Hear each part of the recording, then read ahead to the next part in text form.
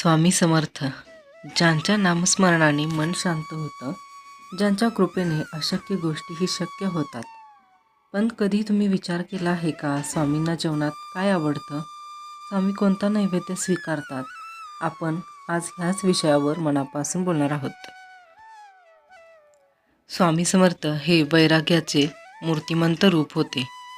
त्यांना ऐश्वर नको होतं, त्यांना हवं होतं भक्तांचं प्रेम आणि भाव.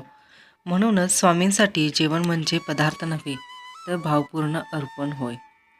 स्वामी समर्थांना साधं सात्विक अन्न विशेष प्रिय मानलं जातं. जसं की वरण भात, पोळी भाजी किंवा भाकरी, साधी भाजी आणि थोडंसं तूप. हेच ते अन्न जे प्रेमानं दिलं तर स्वामी आनंदाने स्वीकारतात. भक्तांच्या मते स्वामींना गोड पदार्थ विशेष आवडतात.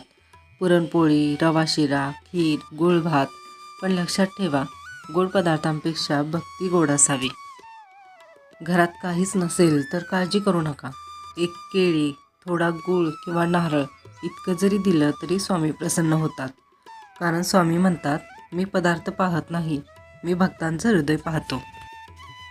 स्वामींना नैवेद्य देताना या चुका अजिबात करू नका. मांसाहार, दारू, कांदा लसूण टाळावा असं सांगितलं जातं. कारण नैवेद्य सात्विक असावा, शुद्ध असावा.